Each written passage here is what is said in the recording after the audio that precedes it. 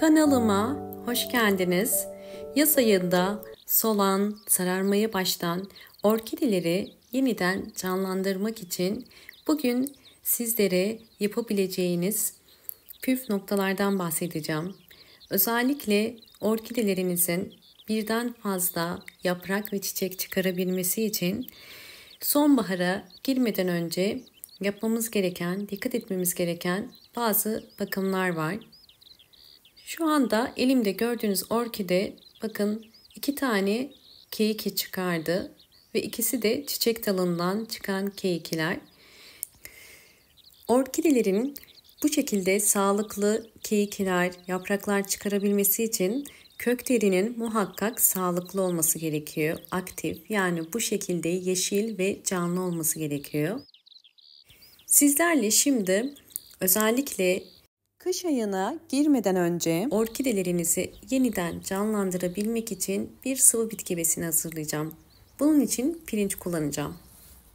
Pirinç, orkide bakımında sıvı bitki besini olarak kullanabileceğiniz en iyi gübrelerden.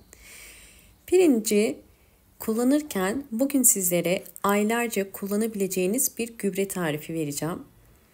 Bunun için 2 yemek kaşığı dolusu pirinci bir mutfak robotunun içerisine koyuyorum. Ve daha sonra kapağını kapatıp bunu toz haline getireceğim.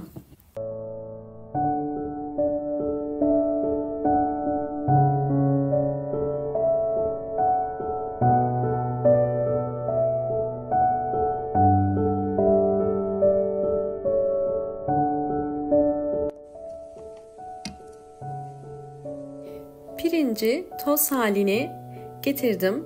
Şimdi bunu orkidelerde kullanabilmek için sıvı gübre haline getireceğim.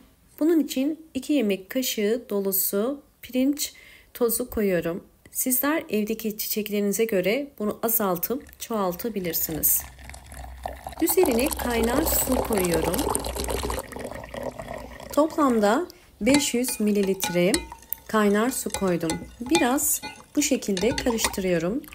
Ve bu gübrenin soğumasını bekleyeceğiz.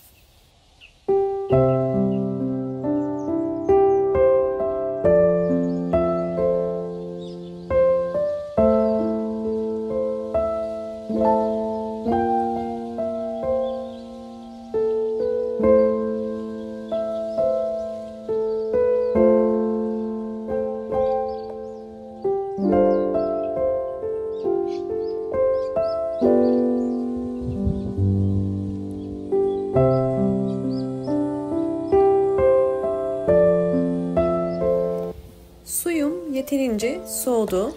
Üzerine arıtma suyu koyuyorum. Toplamda 1 litreye tamamlıyorum. 500 mililitre pirinç suyu, 500 mililitre de arıtma suyu koydum. Biraz karıştırıyorum. İçerisinde posası olduğu için bunu mutlaka süzmemiz gerekiyor.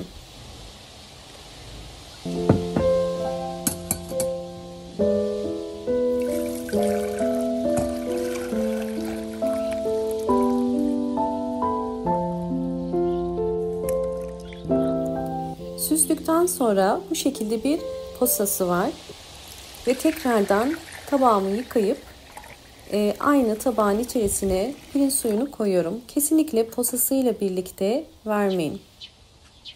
Evet, gördüğünüz üzere elimde tamamen kökleri çürümüş ve çekilmiş bir orkide var. Neredeyse ölmek üzere, yaprakları da tamamen yumuşamış.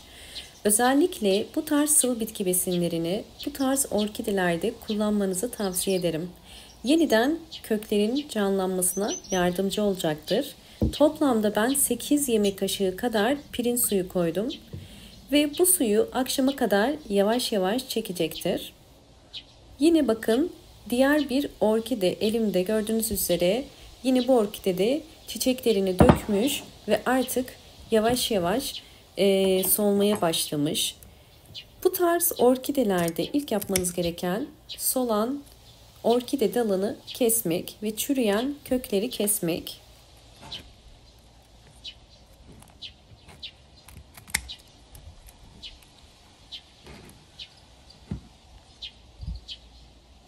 Kökleri sağlıklı olan bir orkide fakat yapraklarında biraz hastalık var.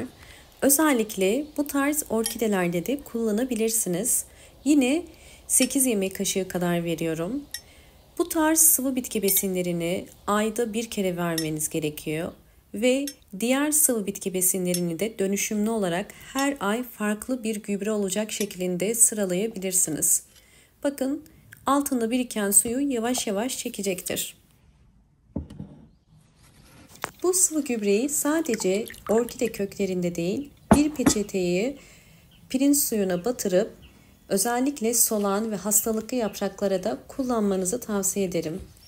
Yani bizler burada orkideyi yapraktan gübreleme işlemi yapıyoruz. Orkidemizin yapraklarının yeniden canlanabilmesi için bu şekilde hem tozunu alıp hem de gübre desteği sağlayacağım. Ve bu işlemi uyguladıktan sonra orkidenizi mutlaka bol ışık alan havadar bir balkona ya da bir pencere kenarına koyabilirsiniz.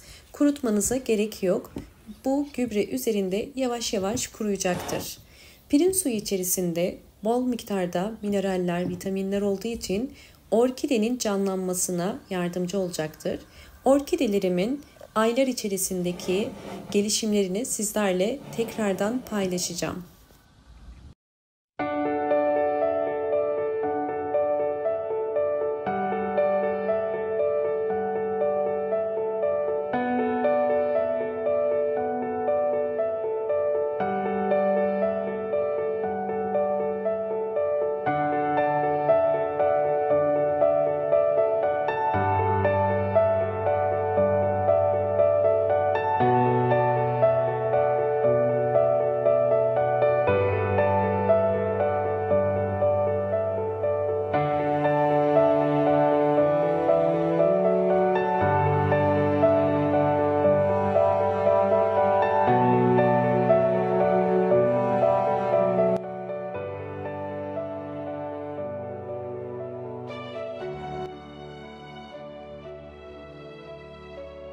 Orkideler bu şekilde zaman ile yeni bol bol kökler çıkarır ve yaprakları yumuşayan orkideler bu şekilde yeniden canlanır.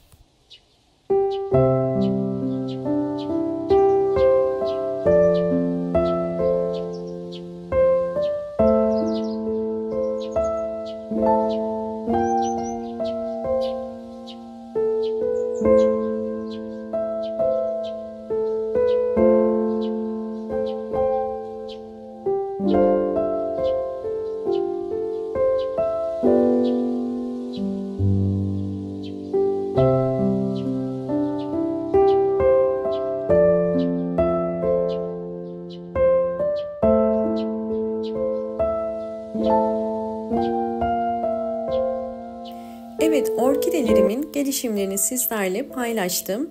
Öncelikle videomu buraya kadar izlediyseniz ve beğendiyseniz hemen beğen tuşuna basıp kanalıma da abone değilseniz eğer bana destek olmak için abone olursanız çok mutlu olurum. Aynı zamanda Instagram adresimi de takip etmek istiyorsanız hayata dair püf noktaları olarak takip edebilirsiniz. Gördüğünüz üzere orkideler gayet sağlıklı şu an ve bakın bu orkidem 2 tane yeni keyiki çıkardı. Bunlar çiçek dalından çıkmış olan keyikiler. Şimdi ise 2 yavru orkidem var ve bu 2 tane keyikiden yeni çiçek dalları çıkıyor. Bakın bunlar yapmış olduğum hem hava değişimi hem de verdiğim sıvı bitki besini sonrası çıkan çiçek dalları. Şu anda bu orkidemde 4-5 tane yeni çiçek dalı var. Videoyu izlediğiniz için teşekkür ederim.